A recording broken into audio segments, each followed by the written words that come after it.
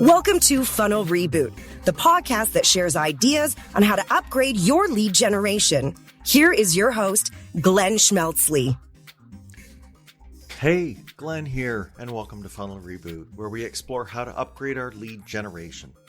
Today, we're tackling the basics to know when starting in the digital marketing field. First, I want to say a big thanks for the Marketing Books episodes that you've been listening to. I'm really glad, with the help of these authors, to hold a book giveaway. If you're hearing this before the end of April 2022, you can get in on it. All you have to do is post something on Instagram or Twitter or LinkedIn, and please use the hashtag marketingbooks, all one word. I'm going to keep drawing names for any people that I see that use that hashtag, and I will be contacting you after Saturday, April 30th, to let you know that you've won in the draw, and I'm going to keep drawing names until I give all the books away. For today's show, we're going to cover how to become a digital marketer. And digital marketing, let's be honest, isn't one of those occupations that kids in school blurt out when they're asked, "What do you want to be when you grow up?" Part of that is because it's new, but another part is because it's really hard to define digital marketing in its many incarnations. Thankfully, a book came out in 2019 that lays out very plainly many of the things I wish I'd known when I joined this profession. Becoming a Digital Marketer, the book, has elements that are tactical, but it can also weigh in on some existential questions like, what kind of lifestyle can I have being in this field? And should I work client side, agency side, or become my own boss? And though I've been at this for decades, I'll admit that I learned a number of things in the book, both about marketing and also about Kombucha, which was the product used throughout the book's marketing tales. Once our guest got out of school, he worked for NGOs, where he traveled to over 45 countries, wore hazmat suits in Ebola units, and rode Ugandan motorcycles. Realizing that he actually wanted to survive into his 30s, he started doing marketing for a company that sold around the world airfares. And it's in this company where he met his wife, who was a paid search specialist. I want you to listen to our conversation for more of the interesting story of how these two wrote a book and founded an agency together, which they operate from wherever they are. Today, he happens to be joining me from his hometown in Fayetteville, Arkansas, which is near Walmart's world headquarters. Let's go hear from Gil Gildner. I'm really glad to welcome today Gil Gildner. Hey, thanks for coming on, Gil. Thanks for having me on. It's a pleasure. So, the name of the book that we're going to talk about today is Becoming a Digital Marketer. And this was co-authored by yourself and your wife, Anya. Yes. And I think the title is as self-descriptive as you can get. It is aimed for, I would say, people who are in the early stage of their career, looking at this as a field. And as we think back, especially when it comes to digital, being the age we are, or anyone older, it's not like that field was there and we set our eyes on it and said, we're going to go that way. Right. In fact, as I think about it, even marketing, I can't think of like primary school children standing up on, occupation day saying, when I grow up, I want to be a digital marketer. So you're letting people off the hook for saying that they have to be, they have to have had a certain schooling or have, done well on a certain kind of aptitude test to get into this, right? Right. Yeah. And even more than that, it's like, does anyone go to school for marketing and actually learn what they ended up using? I had marketing classes in college. I don't think I use a single bit of that. Yep. Now, that was 15 years ago. So, we all have to learn, and it's not something like you said, no kid wakes up, goes to school and is like, oh man, I really want to do Google ads. Like, that's just awesome. I want to change the world. But what you do say is that there are times where you are figuring out there are things I don't want to do, Hmm. and maybe B, there are things where I'm leaning in. Why? Just because it seems I have a knack for it. It's not as hard for me as for other Hmm. people, and that I seem to have, and we'll get into this, the soft skills, right? So you Yeah. break very clearly into, in fact, the book completely breaks the hard skill from the soft skill. But maybe Hmm. let's start with the soft skill first. Yeah. So, what are the kind of things that either you had or that you strongly urge people to think about Hmm. developing, or looking at themselves in the mirror and saying, yeah, I've got these soft skills. I could be going into this. I think I had earlier I knocked just a few seconds ago, college, but I had a very influential professor in college who kept telling us the importance of stories. And, Right. that's as soft of a soft skill as you can think of, like telling a Yep. good story. You can't really define it. When you've been told a good story, Yep. but people have been trying to define that for centuries. And, some people just have it. Some people can communicate, they can talk, they can write. And I think maybe the word for that is communication. If you can get across what you think, you're going to be better at marketing. Simple as Yep. that. It sounds a little stupid. It's so simple, but like if you get it across, people will buy a product. They'll become a lead. They'll click Right. on your ad. Yeah.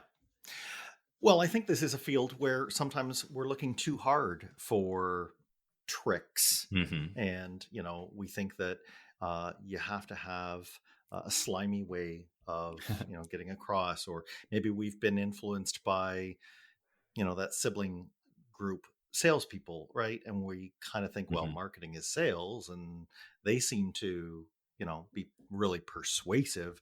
Maybe I just have to amp up all of my persuasiveness. You don't really look at it that way. You talk more about how communication is really about respect. Uh-huh.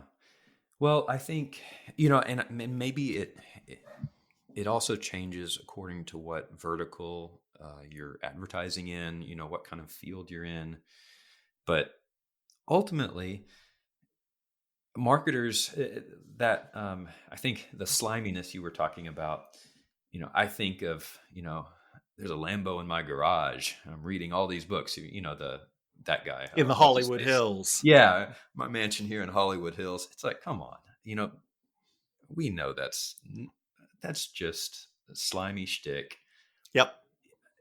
That guy's not helping anybody. He's not. All he's doing is selling something right now. It's a hard push. It's like a door to door salesman just hawking some goods. Right. They're not in there, in this industry for long term branding, for telling a story, for developing something worth remembering. So our industry does attract the sort of, I don't know, maybe you have a better word for it than me, but it's just that that hard hustle push guy, that guru that's just pumping, pumping, pumping. And that has really, that, for 20 years now has made digital marketing kind of a taboo for a lot of people. And I don't blame them. A whole side of our industry is just a little icky. It doesn't have It, to be it, that way, it but it doesn't is. have to be that way. And I think when it comes down to, like, let's get back to the communication and storytelling, because uh, the way a story is told, I think can sometimes, it's the s- the way in which it's told, or the way in which even, let's say, ordinary business stuff is done. So, you and I are both running our own shops, and we maybe unconsciously match the tempo of when an Mhm. account is emailing us. Mhm. And we notice, oh, they got me, at 8 o'clock in the morning, and something about it. I know I should get back to emails by, 24 hours, but I better move this one up and get back to them Right. even sooner. That to me, as hokey as it sounds, also fits under storytelling, Mhm. where if you imagine, there is a person who's a vendor and a person who's a client, Mhm. and the client contacts the vendor, but the vendor gets right back to them, and the Mhm. client is at ease, and right, it just Yeah. has that whole narrative feel. And I think that's valuable because what else is the scaled up version of that when you're dealing with audiences that you never meet, Mhm. but a channeling of that same feel of, well, this audience talks this way, or this audience moves this quickly. Mhm. And that's where I think the hustle culture and the gurus out there, I think they miss it because they're going to appear like they're out of sync with everybody else. And they Right. either are doing that because they feel they have to be that productive. Mhm. We were joking before we started. There's a line that Sonia Simone said about these kind of productivity nut bars, which said that they'll spend 16 hours a day working so they can make money while they sleep.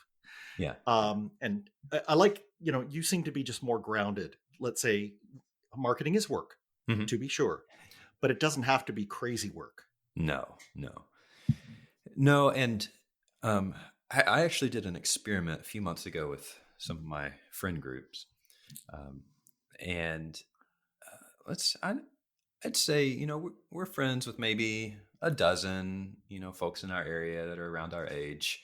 They all have middle class, average, professional jobs. Yep. And I asked every single one of them, I was like, how many hours of productive work do you do every day? And usually, if they weren't thinking, they'd be like, oh yeah, I work 8, 9 hours a day. And I'm like, no, tell Right. me, like, how much, if you didn't get distracted, if you didn't get up, if you were truly working, how much work do you actually do? And the answer was universally, after people thought about it, it's like, maybe 2 or 3 hours. and Well, we're and getting dangerously close to that 15 minutes that they say in Office Space. right, yeah. Well, and the thing is, like, here in Fayetteville, the largest company in the world, or in the world by revenue, in the U.S., sorry, is Walmart. Yep. We're Yep. headquartered right here. Yep. Most of my friends work at Walmart.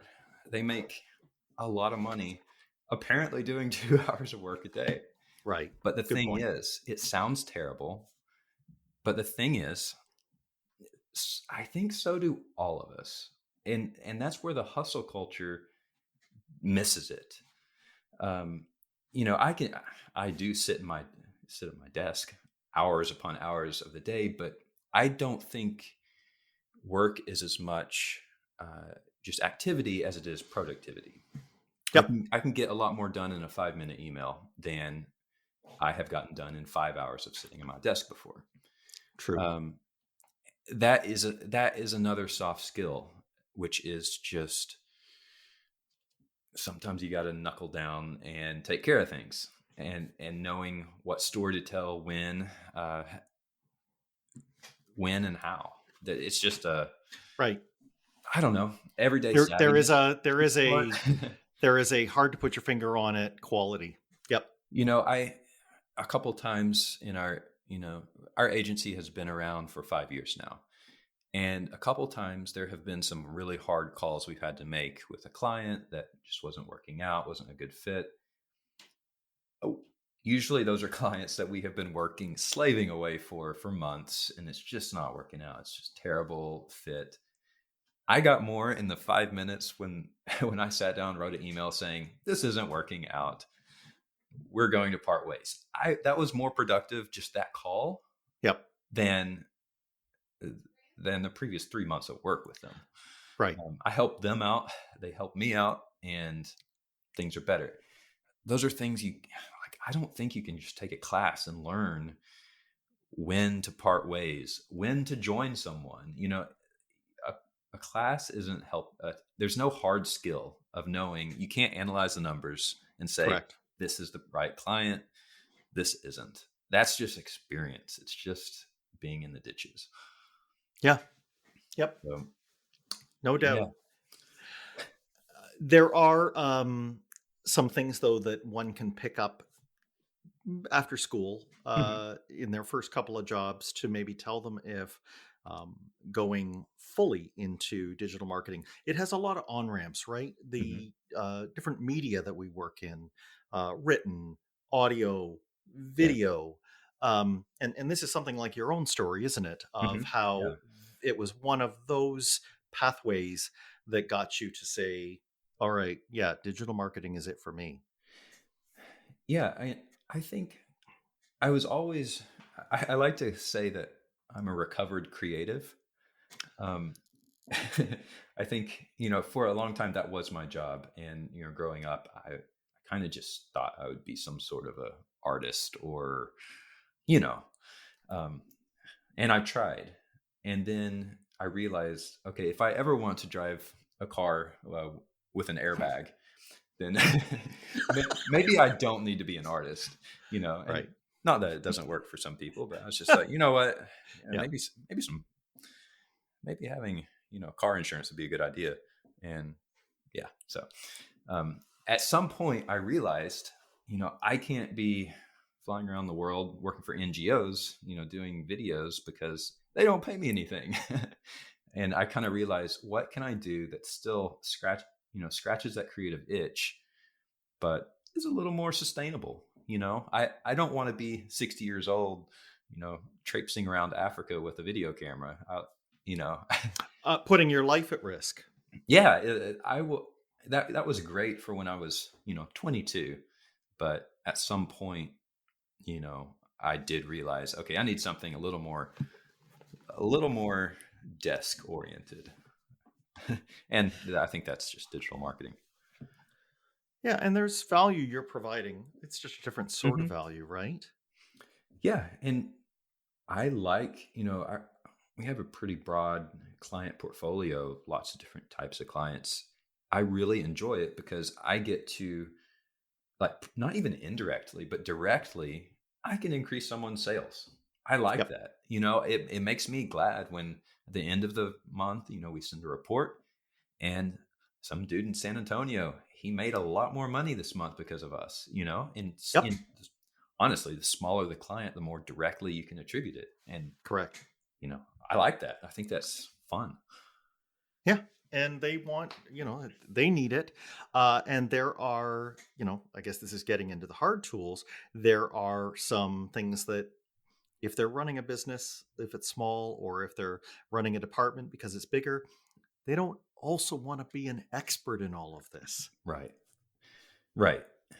And it's changing expertise. I mean, you talk at least in the section that and you go through, just for people's sake, in the hard skills, you actually do step through each one of the marketing channels Hmm. and disciplines within.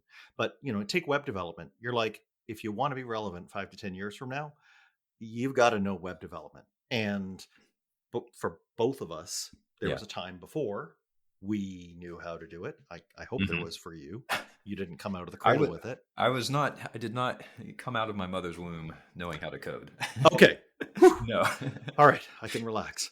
And yet, if you have that kind of stuff, what you need to do is recognize that someone who doesn't have that will see the value in it. Right. And, it's not like you have to be a world-class programmer. It's not like you have to be the world's best at anything.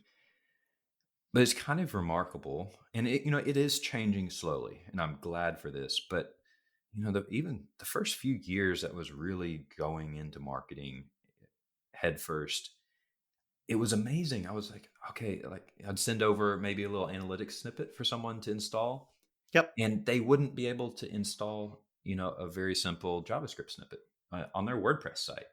Yeah. That's not a complicated, thing. And I think every, pretty much every digital marketer needs to know how to do that. They don't. So there are those simple hard skills where it's like, okay, learn how to install analytics. I At Yeah. least know who to ask in your organization.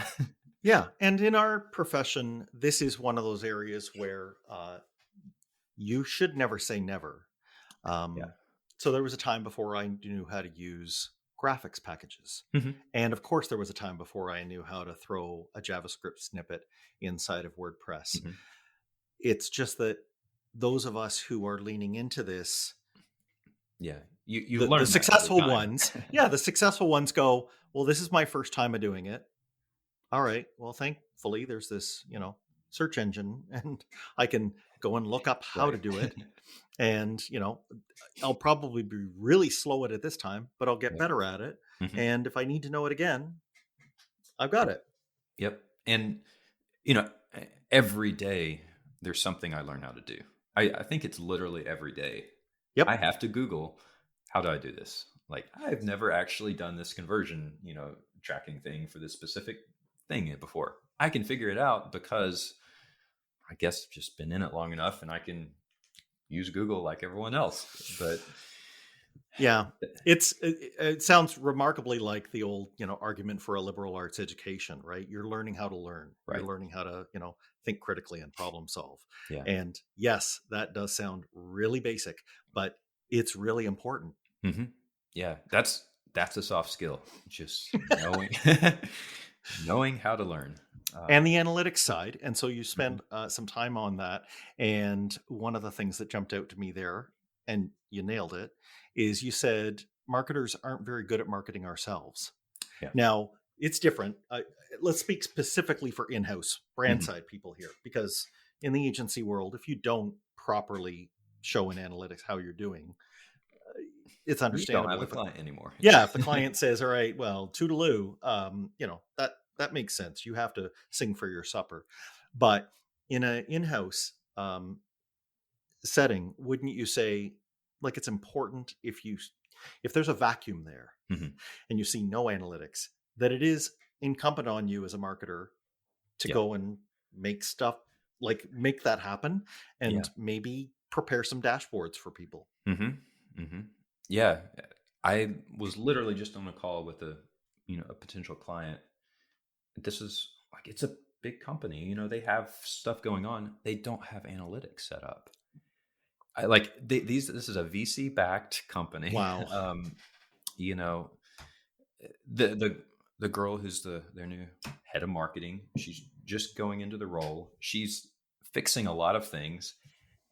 One of those things is analytics. They don't have analytics. Like, they don't have anything going. They somehow got tens of millions of dollars of funding, and they don't know where their traffic is coming from. Yeah. So that is a hard skill. It's like, just learn analytics, because you can, whether you're in-house or an agency or whatever, not that many people know about really how to dig into analytics. It's super, super complicated. It really is. It's very technical, but man, that's one of the most valuable technical things you could learn how to do in marketing right now. It just doesn't matter what other channels you focus on. You have to know analytics. Yeah. And you're saying you collectively. Yeah, this is important. Everyone has Me to. too.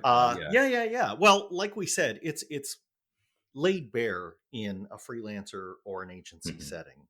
But, you even explain this. So the analytics are important, but the analytics are just like how the score is kept. But I think near the end of the book, where you're talking about like how to think about which skills within marketing you want to specialize in, Mhm. you encourage people, we got that kind of mile wide on of knowing how to do a few things. But you do say, if you're going to try to, let's say, get promoted Mhm. in-house, or if you're going to try and go freelance, you have to pare it down. Why? Right. I think, that's something I've debated on, and I've had debates on. Well, maybe take us through how you got to a pared down version of the many things that the Gil and Anya show did. Yeah.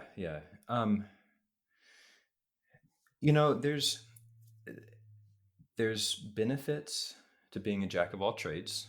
It's good to know a little bit of everything. It's also really, really hard to be the best at everything. I think there is I forget who had this a visual that I saw a few years ago. It was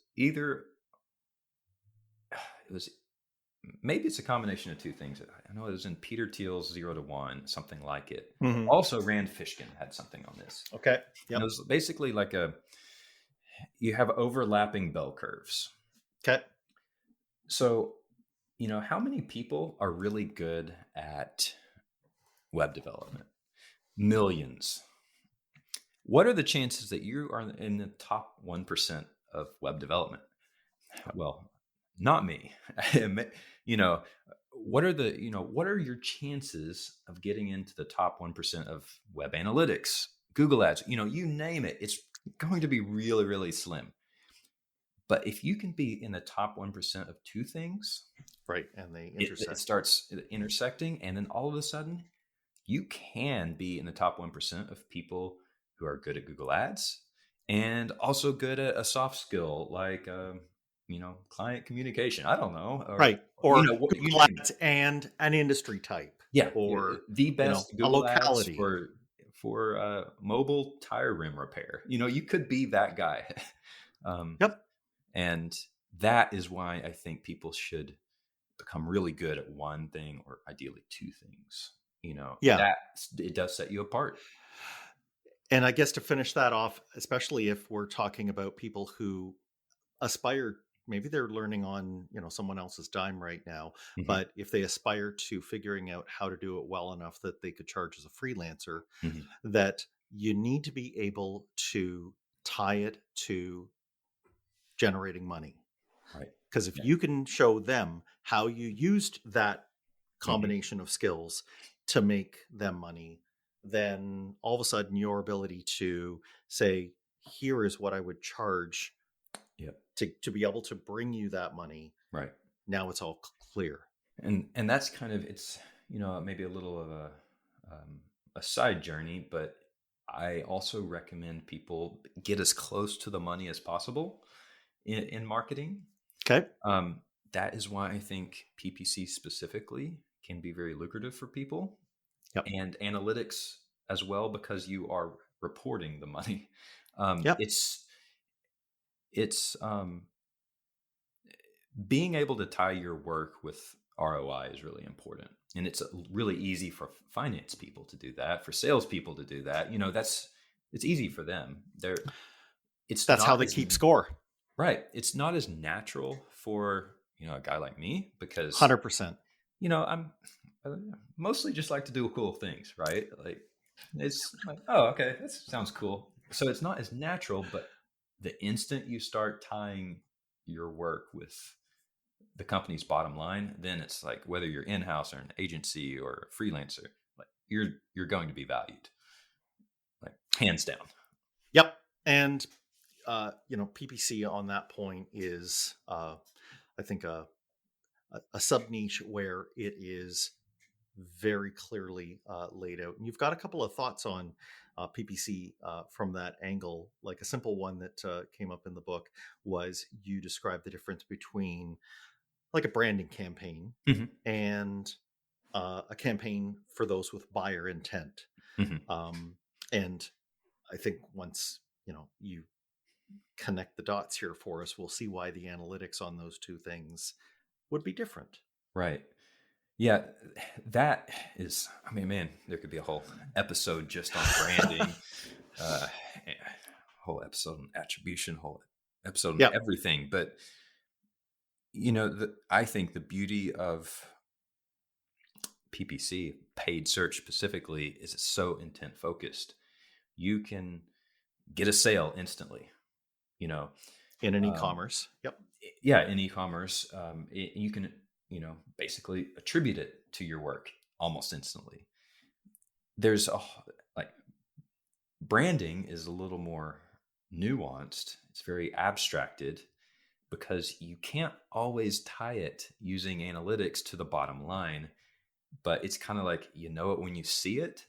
Yep. And, when we work with recognized brands, their conversion rates are just so much higher because people know that they want to buy a product from them.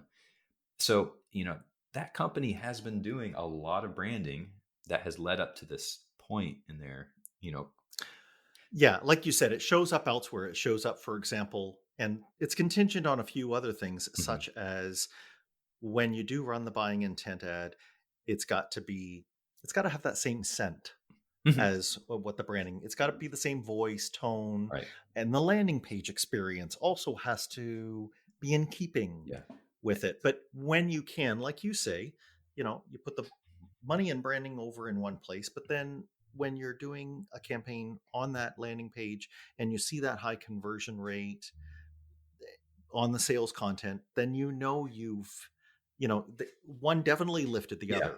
We can have all sorts of debates about well, show me, I don't see exactly where, but directionally you always see that.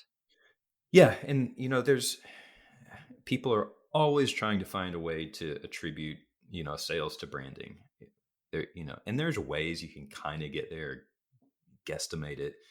Yep. At the end of the day, it works. And sometimes I wish I could convince every client that it works far better than they think it does. But that's the struggle of it's non-zero, agency, I guess. All we can say is it's non-zero. It has a non-zero effect. Yeah. Now, I think people would consider you a contrarian a little bit, or at least that you haven't drunk the Kool-Aid, because when you talk about paid channels, so advertising in general, you're upfront about the fact that some are downright intrusive. And in fact, you rank them by, like what is the most in your face compared to what is the least. Maybe tell me, do you like, we just have to call out that elephant in the room, right? We just have to say, yeah, there's some matter of you're in the middle of someone's workday, especially if it's B2B, that, you want to call their attention to something. How do you square that? I don't have, an ingrained problem with distracting someone from their valuable work or, their life, their everyday life. At the end of the day, my job is to sell something. Good point. My approach to that is that I want to be as upfront and direct, as honest about it as possible. Right. And respect and acknowledge the fact that, yes, I am interrupting their workday or their, their off time, but it sounds like there's a good way to do it and a bad way to do it. You talk in one, so like we think about pop unders, right? When you land on the landing page, psychological tricks, oh, you're going to hit that close button, right? Because they're doing some cursor tracking. Don't you hate that? Are you really sure, you're missing out on this? Are you telling me you want to miss out on this? And you say, the era that's over. Not only are users now completely onto us, but the search engines, the ad networks, those practices were actually now being penalized if we use them. Yeah. If you'll remember, like not that long ago, maybe 5 to 10 years ago, do you remember how many times you would just be browsing, searching for something and accidentally find yourself on one of those endless scroll pages that was just an information, just a chunk of nonsense that you just kept scrolling. Every site you went to, just a part of a funnel. Yeah. Well, those disappeared. And those disappeared because Google made them disappear. They just stopped ranking them. And I really think it was one of those things that worked for a little bit. That people got so fed up with it. They're just like, oh, one of these sites, moving on. That's an example of not respecting your audience. That can work. So that's the guru stuff. That's the guru approach. Yep. It works now, makes a lot of money. We'll burn out. We'll just slam this down in front of everybody, make a few bucks, walk away. Probably. And it was done in direct mail before it was done in, and it's done on the phone with the boiler rooms, so the internet is not immune from those things cascading over into our zone. And, I guess it works. It does work or they wouldn't for do a bit. It. But, do you want to, and that just comes down to probably a simple question is, are you in this purely just to make money, or are you also in it to maybe build something that you're a little bit proud of? Which is So, the you know, assumed reason that any company exists, right? well, I would assume, Make but things better. there's nothing wrong with making money, but I would rather do it in a an honorable way. I don't know. Um, Yep.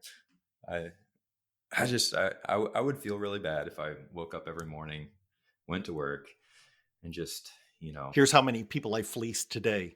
yeah, it's like, do you know what I was selling today? It's this awesome hormone pill. It makes everybody, I just would feel really bad about myself. I'd be like, Yeah. oh man. So there's the kind of good design practices and good consistent Mhm, messaging, which I think you and I agree over the long haul earns you business when mhm, people are ready to buy.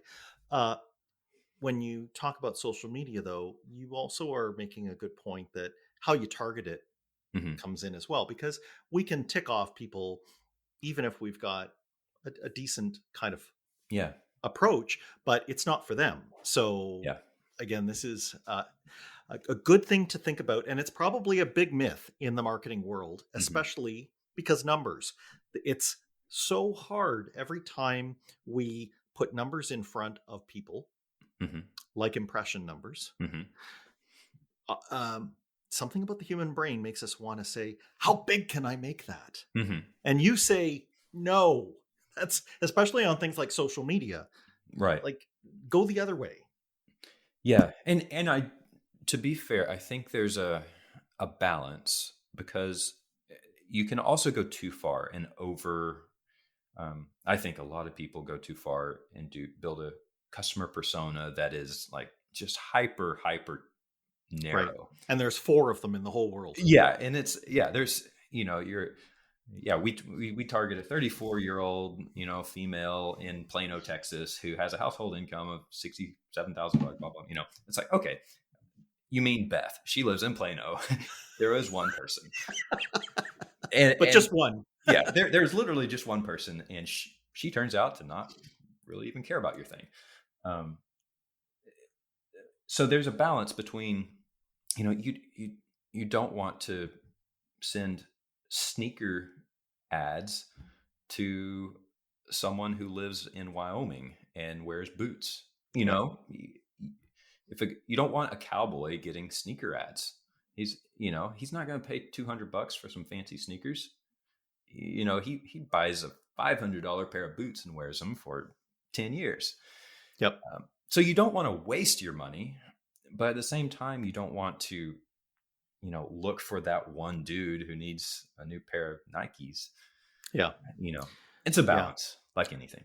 Another thing you describe as balance is that, let's say, paid search and paid social, they're Hmm. different enough that you certainly don't want to just grab the ad copy from paid search and slap it into some social media Right. campaign.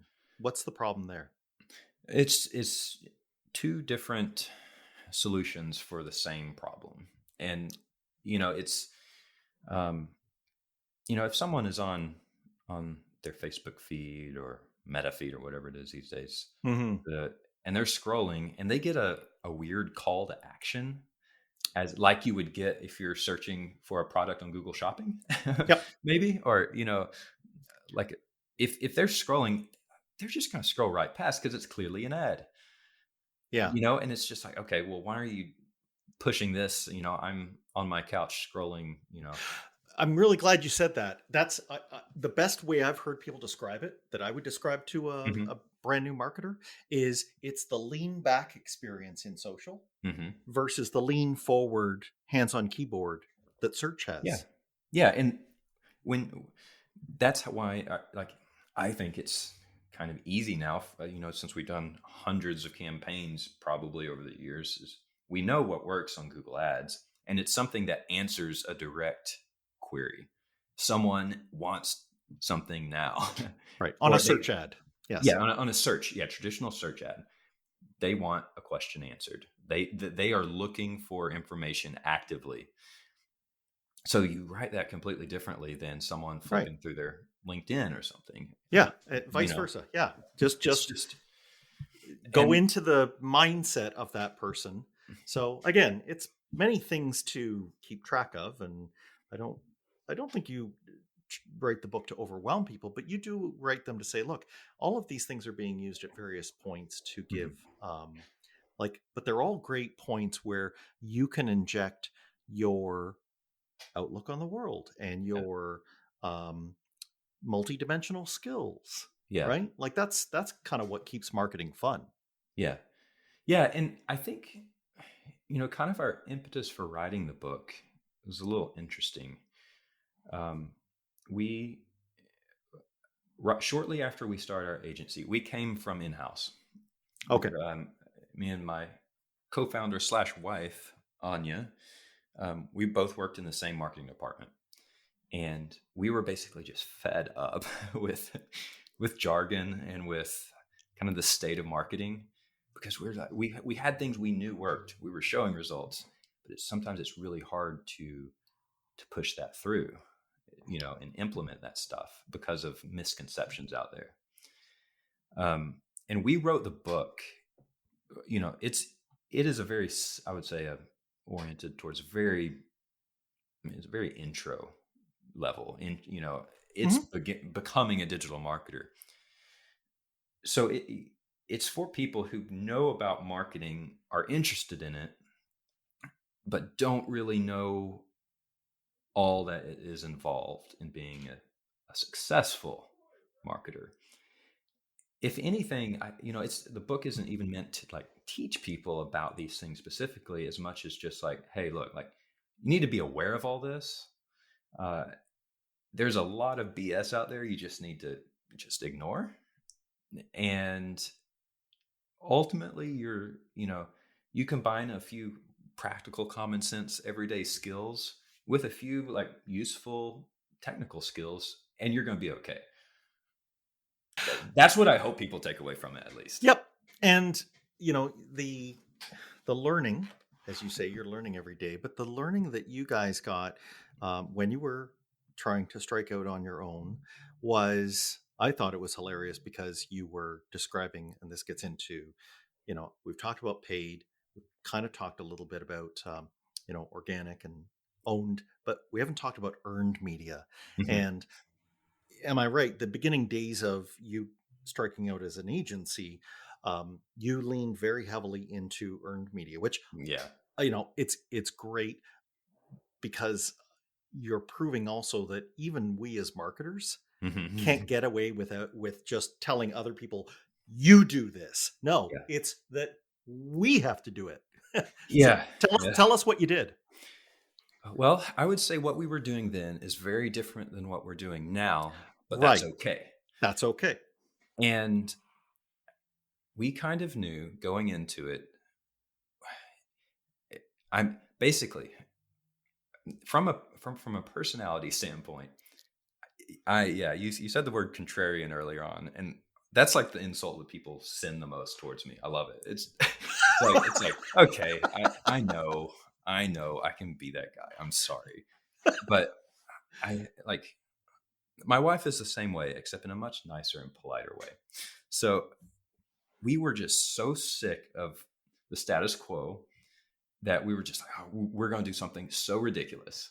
And actually, it was kind of kickstarted by our previous company. One of the guys, he said something about, he's like, yeah, Gil, there was a conference coming up, and I was supposed to fly down for a conference, and he's like, yeah, I don't know if Gil will be comfortable around high-powered business people, and I was like, what? It just silently in my head. I'm like, sure, really? Like, okay, I know I'm different, but I'm not that different, am I? but that kind of made me think. It's like, okay, I got to prove them wrong. Yep. We're going to name our company Disco Sloth, which is the absolute most absurd and unprofessional name I've ever heard. Yep. We're going to have neon pink and blue branding, which you're not supposed to do. No, we're just going to, and most of all, we're not going to take ourselves too seriously, because way too many people do. And is it fair to say you extended that experiment to say, we're going to see if we can get published in some of the most Yes. well-reputed pubs out there? Yes. And along with that, I knew that going into this, we could do the kind of the just ridiculous branding and kind of maybe casual approach, but we had to support it with some actual meat. It's really easy to do shock and awe and just come up with something ridiculous. But it has to be backed up by. Can't be a stunt. No, right. It can't be a gimmick. So we started writing a book. We did the biggest thing we did was do the beginner's guide to PPC, and we spent a long time on that. And it's criminally out of date, but that's another issue I need to deal with. But we put that out there, and that came out before the book, and I started emailing Rand Fishkin, and I was like, "Hey, check this out." And he retweeted it. He was like, "Oh, this is awesome. I wish, this is what I would do if I was, writing SEO." I was like, "Yep." And when he retweeted it, that was literally maybe, I don't know, 6 or 7 months after we started the company. I was like, "Oh yeah, he did it. Great. It happened." We got Washington Post, New York Times. We like out of nowhere, and it was really nice. Kind of validation for us. That's right. Well, let's be clear. And you actually show screenshots from your analytics. So the numbers climb, but the work put in and the time where the outcome from the work are two different times. Oh, it was all front loaded. And it's really hard. It took me a year to write that book, and it took two of us a year to write that book. And that's like, a lot of work with no reward for a long time, just kind of crossing your fingers and hoping this does something. And again, back to this, notion, we have to do this for ourselves. We're not immune from it. And yet when we talk about things like you have to do things for your brand that will be fitting and that will drive authority, and you call it out, right? You say, how do you build authority? You figure out something that isn't there, you develop the content, you share it with people, and maybe it even extends to writing a book, right? Like you're basically having a good laugh at the fact that the very thing I'm holding is part of what we're using to do this, and being marketed to that's right. And I don't know about you, but I love that. And it reminds me that we're in this as much as anybody else. It doesn't have to be a book. It can be a podcast. It can be.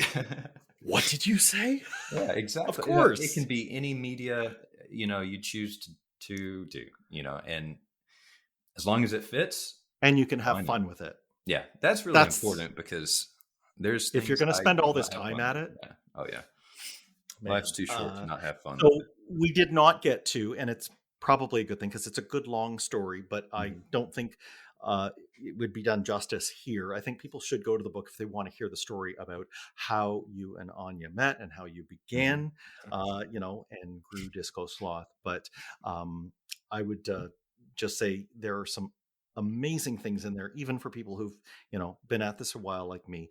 And if people wanted to find out how to get the book or about you and your agency, Gil, how would they do that?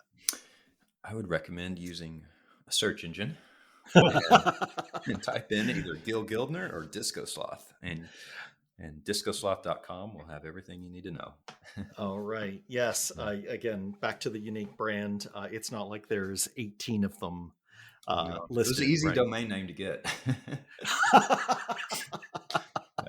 That's right. Normally people were available. Normally people blow their brains out to get a domain. That wasn't your problem. No.